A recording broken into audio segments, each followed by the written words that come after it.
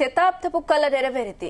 ప్రపంచంలోనే ఎత్తైన railway arch bridge అయిన చినాబ్ ఉక్కు వంతెనను ప్రధాని మోదీ ప్రారంభించారు. కట్రా నుంచి కాశ్మీర్ కు వందే భారత్ రైలుకు జెండా ఊపడం ద్వారా ఆ వంతెన అందుబాటులోకి వచ్చింది. దీంతో శివాలిక్, పీర్ పంజాల్ పర్వత శ్రేణులను కలుపుతూ కాశ్మీర్ లోయకు రైలు ప్రారంభమైంది.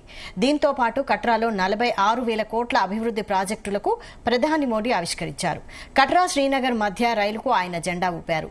దేశంలోనే మొట్టమొదటిసారిగా తీగలతో అనుసంధానించిన అంజీ కేబుల్ బ్రిడ్జిను కూడా ప్రధాని మోదీ ప్రారంభించారు.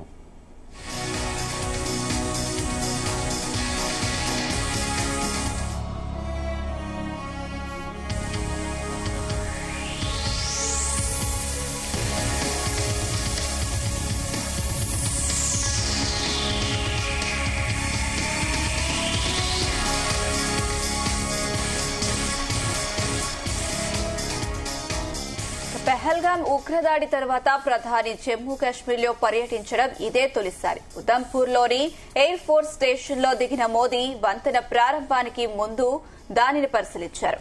అలాగే జమ్మూ కాశ్మీర్ ముఖ్యమంత్రి ఒమర్ అబ్దుల్లా, రైల్వే మంత్రి అశ్విని వైష్ణవ్తో మాట్లాడారు. ఉగ్రదాడి నేపథ్యంలో భారీ స్థాయిలో భద్రతా బలగాలను మోహరించారు.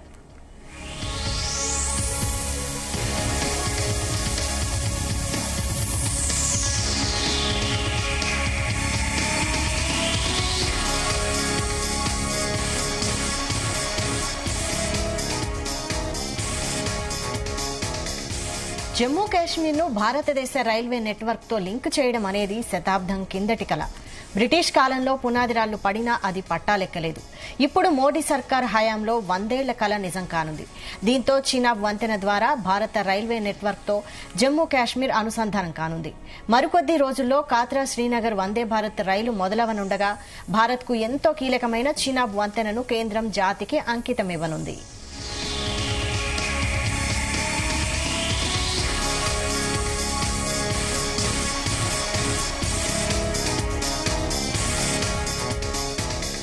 జమ్మూ శ్రీనగర్ రైల్ లింక్ ప్రాజెక్టుకు తొలిసారిగా 1892 మార్చి 1న మహారాజా ప్రతాప్ సింగ్ పునాదిరాయి వేశారు.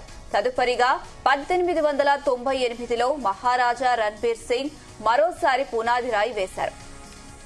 పంజాబ్ ను శ్రీనగర్, కశ్మీర్ లోయతో అనుసంధానించడానికి 4 మార్గాలను అప్పట్లో ఎంపిక చేశారు. జమ్మూ, బనిహాల్ మార్గం, జీలం లోయ, పూంచ్ మార్గం, రావల్పిండి జీలం లోయ మీదుగా పంజార్ మార్గం, ఎగువ జీలం లోయలోని కలౌకో సిరాయ్ నుంచి హజారా మీదుగా అబోటాబాద్ మార్గాలను ఆనాడు ప్రతిపాదించారు. మీటర్, బ్రాడ్ గేజ్ ట్రాక్ల నిర్మాణానికి ఆనాడు సర్వేలు చేశారు. అయితే ఆ ప్రణాళికలన్నీ కార్యరూపం దాల్చలేదు.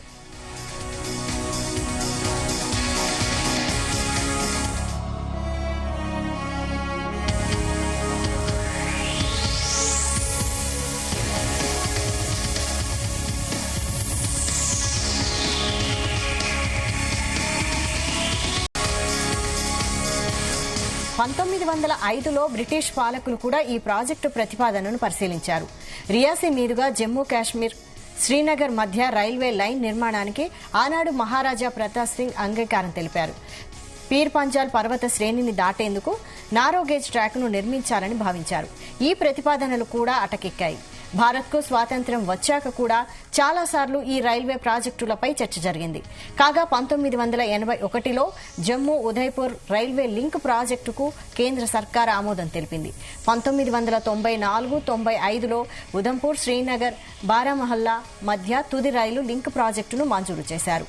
2002వ సంవత్సరంలో కేంద్ర ప్రభుత్వం ఈ రైల్వే లైన్ ను జాతీయ ప్రాజెక్టుగా ప్రకటించింది. ఇప్పుడు ఆ ప్రాజెక్టు పూర్తయింది.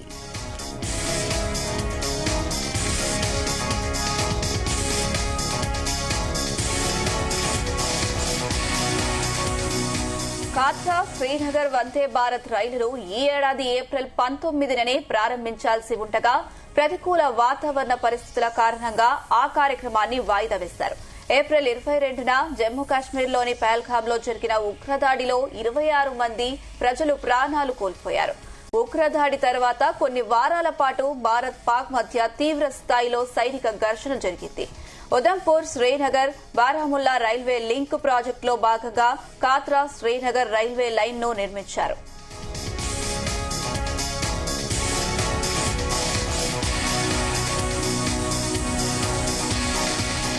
తొలి దశలో కాత్రా బారాముల్లా మధ్య రైళ్లు నడుస్తాయి.